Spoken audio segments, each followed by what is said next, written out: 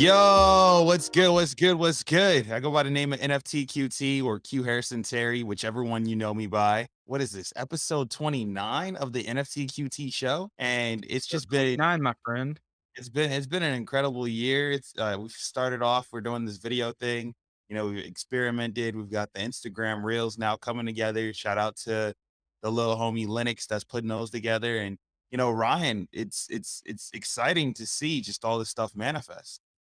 Yeah, man, we've definitely been doubling down. We've been putting out a lot more ideas, a lot more content, talking to a lot more founders and creators too, which I think is ideally what we wanted to get the NFT QT show going was just talk to creators. I mean, that's where we get all of our research and our insights from. It's like, one part us going out and looking at what's in the market. And then the second part is us just learning from the people that are actually doing this stuff themselves. And I agree with you 100%. Like there's no better way to do it. So this episode of the NFT QT podcast or show, whichever one you're listening to, is brought to you by the NFT Handbook. Uh, this is one of the coolest books that I've found because personally I wrote it. But if you want to know anything about NFTs, it's really an incredible resource, right? Like I spent my whole life really just plugged in for a year and a half just to make this book and bring it to you. It's the NFT Handbook. If you want to learn how to buy, sell, or create NFTs, this is the resource you need. It teaches you all the vernacular. It teaches you, a little bit of the historical concept of what an NFT is. And it's still very, very relevant in 2022. For those that don't read, because I got to shout this out one more time, go get the Audible. Seriously. It's about 4 or 5 hours of your life. If you do the 2X thing, it's 6 hours, I think, if you just listen to it at, 1X or 0.25. I don't know who does that, but some people do. And you'll change your life. Seriously. And Definitely. if you don't like it, you probably won't like NFTs. And if you do like it, you'll probably find something extreme in NFTs to go deep in. And maybe one day after reading that book and doing whatever you're gonna do in NFTs, we'll bring you on the show and you can be a guest. With that being said, we've got Big Daddy Hash in the building. Big Big Daddy Daddy Hash. Hash in the building. Hey, what's up? Big What's up? Daddy Hash in the building. What's up? All right. So y'all You don't juiced up. for the people that don't know who Big Daddy Hash is, it's Adam Hashian. He is a cryptocurrency and NFT developer. If you don't know this, you're probably missing out, but he has created quite a few tokens, coins, whatever you want to call them. I think the one that everybody really rallied behind, and he can correct me on this, but most recently, as I've been following, was the Bebop or the Cowboy Bebop inspired NFT project known as the Bebop coin. No, it was not the official Bebop coin, but Not yet. we're gonna Not let yet. Adam talk about it here. We're actually in talks with Funimation about getting licensing and becoming the first official licensed merchandise. You treating it as a trading card. Hmm. But this Bebop project, you're right, I am a cryptocurrency and NFT developer. Just newly, and it's only been a few months, but I kind of dove head on. I got so many ideas, and really what I'm trying to do is um, build what I want to see in the world. Hmm. And the Bebop project, specifically, this is my baby right now. It's on the Binance Smart Chain, first of all, so it's not for the F heads. I mean, a little bit cheaper gas prices and much cheaper NFTs. But what we do is we run raffles with NFTs, and are if you mint the rare NFT of the set, we buy it back from you. It's your choice. You can keep it and speculate on the price, but we set it's usually like 70% of the entire minting fees for the set. We will buy it back from you. And it's kind of a great way to engage and people you get a little bit of a gambling aspect, and then even if you lose you still get an NFT as a consolation prize, which has its own speculative value down the line. And what's really cool about this project is when you mint it, you don't know what you got, so it just comes up as unknown or hidden.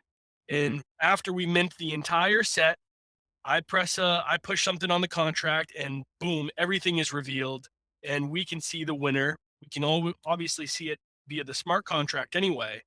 But it's a cool little way to run a contest and a raffle or a lottery.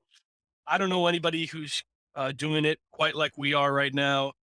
And in addition to this, we have the Bebop token, which you can stake on our website and earn a percentage of raffles.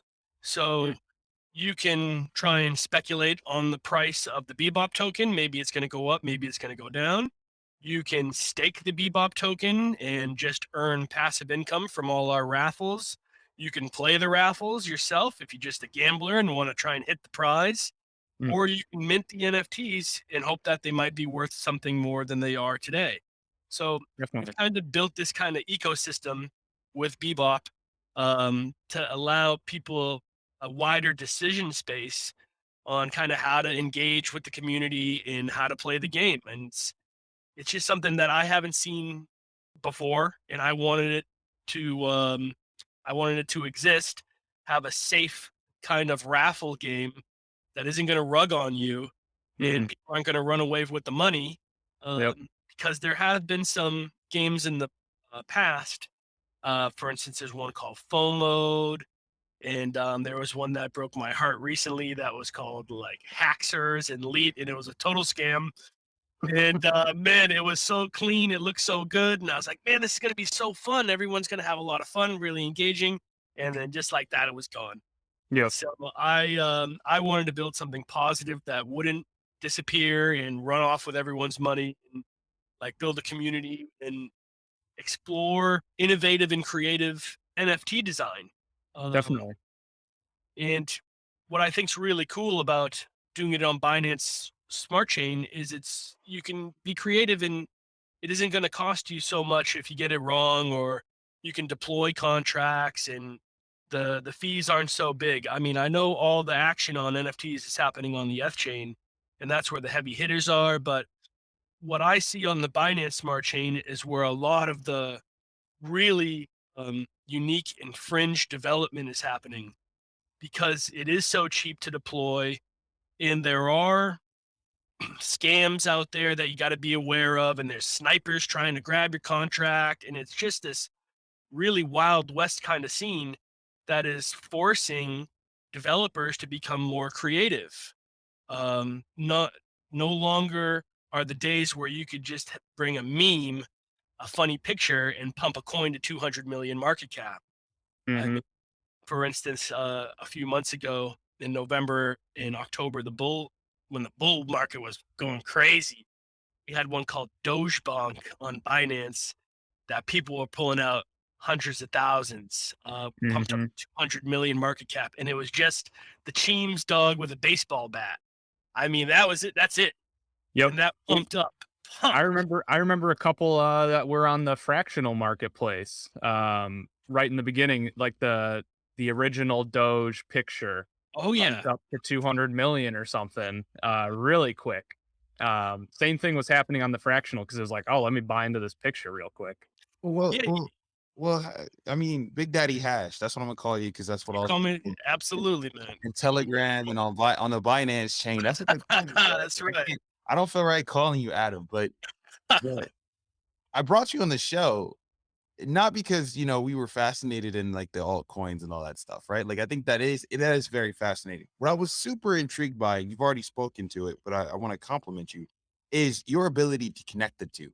Because I think if you've been in crypto for some time, you remember the altcoin craze of 2016, 2017. It Hmm. was crazy time. Altcoins were there, and then there was ICOs left and right.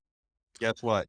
A lot of people got burnt on that, and you haven't really heard of anything in that altcoin domain until you and your crew started to come back. And a lot of people don't know this. This Bebop coin is something you're talking about because I think you started this by yourself and you kind of rallied the troops, but you're behind a lot of the other projects too. Like you're the guy when people want to do an altcoin project. But what's fascinating is your ability to take NFTs and say, I'm going to put a coin behind this NFT, or I'm going to think about the tokenomics of this a little bit different. Like, what led you to having this combo approach? Well, economics is really important. I was originally an economics major before dropping out, and all three of us are dropouts. I just learned previous to this, so hell yeah to that. But like I said, something's got to be behind it rather than just a picture and a vehicle of speculation.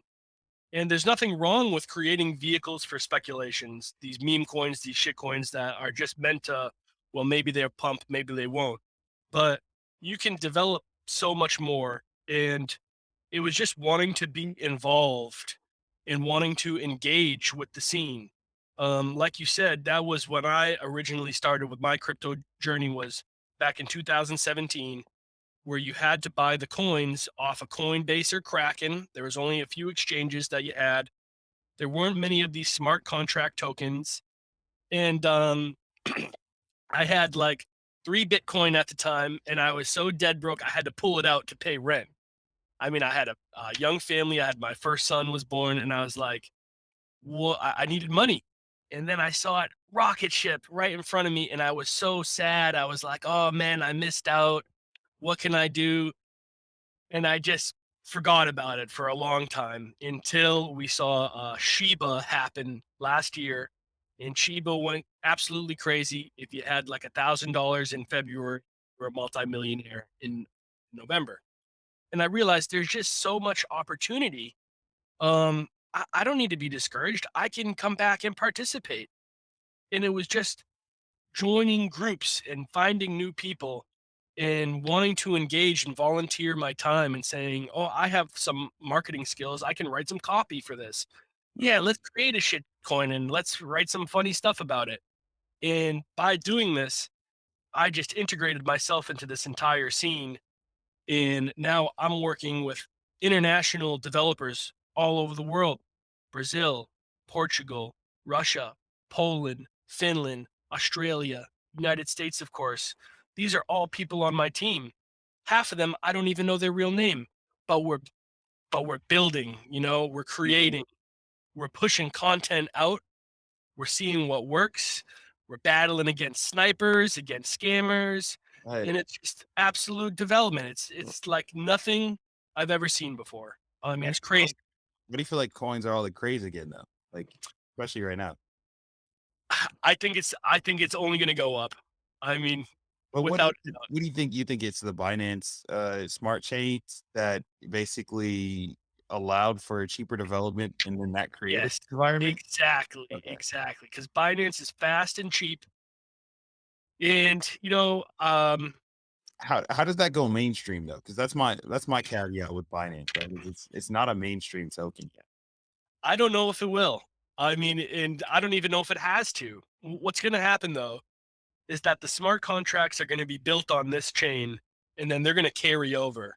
They're going to be, for instance, when ICP. I'm a big fan of ICP, Internet Computer Protocol.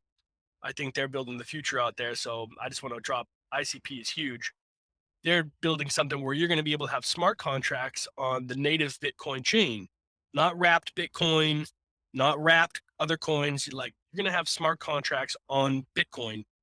And we're developing these really innovative smart contracts here. And those are just going to be able to copy and paste right to the next chain. Like the smart contracts we're developing on Binance, copy and paste on Ethereum, copy and paste on Matic. All these kind of Ethereum forks, you're going to be able to put your development onto those. And And what's like the true benefit to that? Do you feel like as far as having Binance as kind of the home base of sorts? it's just fast and it works. It's fast and it works. And that's like the two most important things. You're not waiting 10 minutes. You're only waiting 30 seconds, and then boom, the money's there. The transactions are happening. You're not paying $300 to do a transaction. Mhm. And so people who have no money but have skills, they can still participate. Um, for instance, we just saw on Cardano, the Cardano's a big coin. I think it might be top 5. They just came out with their own exchange called Sunday Swap, and it kind of flopped. I mean, the Mhm. transactions are backlogged for like 2 days. Yep. So imagine you put in a crypto transaction and you're not getting what you paid for 2 days. Like that's not going to work. They're going to need to develop that further for it to be successful. And right now, Binance Smart Chain's working. And so that's where I'm seeing all the action happening, all the like That, that, really cutting edge development. and that leads me to my next question is, think about the metaverse. I know you've heard a lot about it. You've probably been promised a bit, a few things too, just with all the coins you're working with. But are you bullish on these NFT metaverse tokens that are emerging? Bro, I'm bullish as hell on the Why? entire scene. I'm Why? so bullish, dude. I mean, how do you use this stuff? Like, I mean, like walk me through like a metaverse token or a way you think fundamentally metaverse tokens could actually work. So I'm gonna drop you. This is my original how we got hooked up is my original idea. And what I'm gonna call my mainstream company is Dreamhouse NFT. And what we're gonna build are NFTs which unlock a virtual reality experience. Hmm. So right now, NFTs are such a baby form. They're nascent. They're at most a picture, a music clip, and people are starting to get creative with it. And that was one of the things you first told me when we first talked. You said, a picture isn't going to cut it anymore, and it really isn't. You're absolutely right. But what you can do, and I heard this on your show with, you can just do so much like augmented reality, having this kind of, um, if you own the NFT, that unlocks a new experience in Mm-hmm. the actual physical world. If you're wearing a kind of Google glasses or something, Mm-hmm. and you can be at a concert and two people can be having completely different experiences because one is utilizing one kind of NFT and the other person's utilizing another. So it becomes this like key almost that unlocks experiences. And I think that's what we're going to see in the metaverse, that these NFTs are going to become tradable keys to unlocking experiences. And my idea is, well, celebrities that want to push their brand forward, big media figures that want to push their brand forward, they want to, enter this new futuristic age, and they don't just want a picture anymore. Well, we can create an entire virtual reality experience that you are not allowed to have unless you own that NFT. Mhm. So imagine the possibilities of these custom virtual reality experiences like custom little video games, a private concert by an EDM DJ, or working out with your favorite celebrity, or I mean, it's endless, it's Mhm. endless the possibilities. And then everyone always, uh, not to go this way, this isn't my idea at all, but everyone's always like, oh yeah, porn, Yeah. get the NFT of your favorite porn celebrity, and you're having a sexual experience I've with seen that. this porn star. Well, so I guess in the grand scheme of Web3, where do you think altcoins fit? Because you're in this deep cut pocket, and I'm glad you mentioned the porn thing because the one thing that porn has had as it relates to a relationship with technology is porn adopts tech way before the mainstream, That's right? true. Like, you can go back to Blu-rays, VHS, the internet, like any emerging tech format, porn is usually the first thing to do it. I mean, that's even why porn has the lead. I don't know what the stat is right now, but I think like 40% of the internet is like just porn. It's Like, unbelievable. I because mean, it's like it might be greater than that, but and the reason why is like, porn was largely some of the first websites. I don't know if you remember this, but like in the early days, when they were doing the don't let your kids get on the computer, it was because of pornography. They'd be like, the website, your kid will be on some porn. Like even there was companies that made a lot of money selling like for anti-trans real, filtering services for to real. K-12 education because Hmm. if you weren't on the web, like odds you were going to end up. Remember, that's even how Google Safe Search came about because they had to start doing filtering on the Google level, and now it's in the background. But like, yeah, porn and the internet, they have like a very twisted relationship. Where do you think altcoins fit in the grand scheme of all this, man? You know, I think a lot of them are going to die. I think there's going to be consolidation. Like some are just going to work a lot better than others, and some are going to create solutions that make current altcoins just completely obsolete.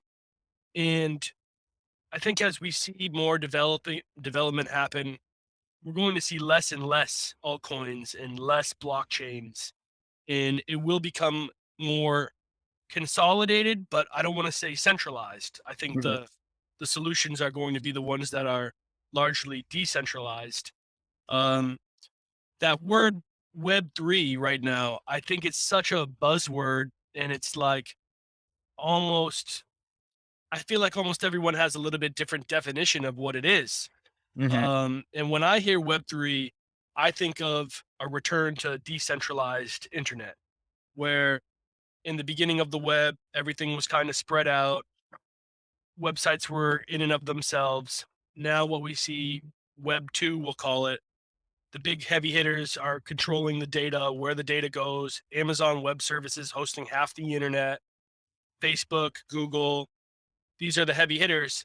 And if YouTube changes their algorithm, someone who's built, a YouTube channel and has marketed themselves a certain way, well, if they change their algorithm, all of their hard work can go up in a flash.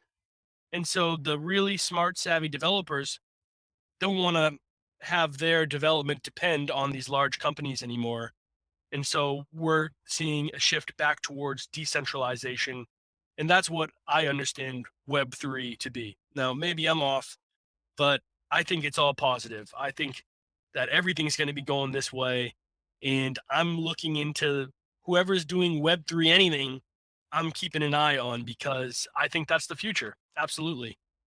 Okay. Um, quick thought on like kind of related to the Bebop coin, but more so like with Q's last question around altcoins and like their broader, usage, in the space or whatever. Like, do you necessarily see it being like, okay, this altcoin community exists on its own and it's forever going to be its own economy? Or talk to me more about like, kind of the consolidation. Cause like, with Bebop, it could obviously be its own way to engage with that brand forever. And maybe it has its own economy where it just exists there. How does it like, is that kind of what you think the vision for an altcoin is? Like just have a great sustaining its own economy, or does it kind of fit into something grand? You know, I don't really know. I really don't know. It's not a good answer, but That's fine. I'm just trying to develop what I want to see exist in the world and really put it out there. And I recommend everybody to do the same. I think there should be a lot more developers and people pushing that deploy button. Yep. Pushing that's when you make a smart contract, you have to deploy it. And if nobody's pushing deploy, there's no more plays. There's no more vehicles for speculation. There is no chance to have any economies. Mm. So I'm just I'm here trying to herald the positive um development and positive like association with crypto because I, it's like what I'm dealing with is so far out of the general conception of most people that they don't even know what crypto is. They don't even understand blockchain yet. And we're playing with smart contracts doing, I mean, incredible wizardry stuff. There's an old quote like in the past, in the future, technology is going to seem like magic to those who lived in the past. Mm. And the smart contract stuff that I see right now is like magic to me, where you can put the money where it's going. These so many things are being developed. And Talk to us about some of your favorite, like, people that you kind of are inspired by who are doing interesting things. absolutely. All right, check this out. We got right now this current Elon Musk tweet meta. So anytime Elon Musk tweets anything, 5, 10 shit coins are made on the spot, and people are trying to find, okay, what's the hot coin? What's going to pump? Because what happened last week, Elon Musk tweeted to McDonald's and said, "Hey, will you take Dogecoin for payment?" And McDonald's tweeted back, "Sure, we'll take Dogecoin as long as you take Grimace Coin for payment for Tesla." And it was just a joke. Grimace Coin doesn't even exist. It's the big purple guy. And sure enough, we got some sharks on the Binance Smart Chain, produced a Grimace Coin that night, which pumped a 13 million market cap, and people were pulling out 5, 6 figures in 4 days. If you bought and held, that very night and you held for 4 days, people were pulling out 5 to 6 figures, 70, 80,000 I've seen. And some people got absolutely wrecked. They were like not they sold early, and you can see your transactions. Oh, I could have been worth this much. Mm. And so now I'm part of this team where we've developed a system. So as soon as Elon Musk tweets anything, we have a contract ready to go in under 10 seconds, and it's released in the Telegram setup, and we have callers calling it out. And so we're trying to pull out, every time Elon Musk tweets anything, you name the coin always has Inu at the end. So for instance, there was 2 last night. It was like Blastoise Inu, and I mean, and these contracts are smart too. So they got anti-bot features. So there's these sniper bots trolling anytime a contract's created and liquidity is added into it, which means now you're able to trade because there's some money in it. A sniper, boom, buy it right away. So your entire project that you've been thinking for months can get absolutely wrecked because you weren't preparing to deal with these snipers, and they can just buy up 10% of the coin at the very beginning automatically with their robots and tank the entire thing. So the fact that we have people developing coins based on Elon Musk tweets with huge security protocols to prevent these anti-bot snipers, and robots that set up chats to spread it around to thousands of people, all as a vehicle of speculation. It's like nothing I've ever seen. I mean, it's, who would have ever thought you're trying to make $10,000 because Elon Musk tweeted about, what he ate that day? It's unbelievable. No, that's fair. I guess the question I have is like, the marketer in me is like, who are these people that are actually buying these coins? Like, is it just 10 people in your friends? I don't know, bro. And that's who we're trying to find. That's the whole trick, is where are these people coming from? Because you'll have incredible ideas. For instance, a coin called Popcorn Tools. And what this developer's built is like a language that you put in your smart contract. And if you're holding his popcorn token, you get perks for buying the new contract. So if you hold, let's say, 1 million popcorn, now you don't have to pay any tax when you buy this coin, or you don't have to pay, or you can buy 10 minutes before everyone else. So this developer is like building this amazing language that's integrating with all these other contracts. But how do we market it? Why are people buying the Shiba Floki Inu with the pretty picture of the dog? And how do you get people to pay attention to the real development happening? That's a big question. And I mean, I don't know. I mean, that's what I'm trying to figure out almost every day. Dude, we got to bring you back on the show, man, for sure. Anytime, I'm fired up. I mean, I'll talk for hours about this shit. No, I mean, we're definitely fascinated, and if anything, you've got my mind going. I want to probably chat with you offline about some Anytime, bro. You call me anytime. For sure, for sure. Well, with that being said, man, we will catch you in the future. Thank you for being a guest. Thank you for having me on, guys. And if you want to check out Bebop, go to bebopbsc.com. Bebopnft.com is our minting and staking website. We got a really cool, comfy community on Telegram. You can find all the information on bebopbsc.com. Come join us. Come talk with us. It's really exciting, and get out there and develop. If you're sitting on the sidelines and you're just an investor, that's cool too. But it's so much more fun when you're getting involved, and that's what I kind of want to end on, at least my message. For sure. Alrighty, man. We will Hell yeah. talk to you. Thanks, bro. Later, guys.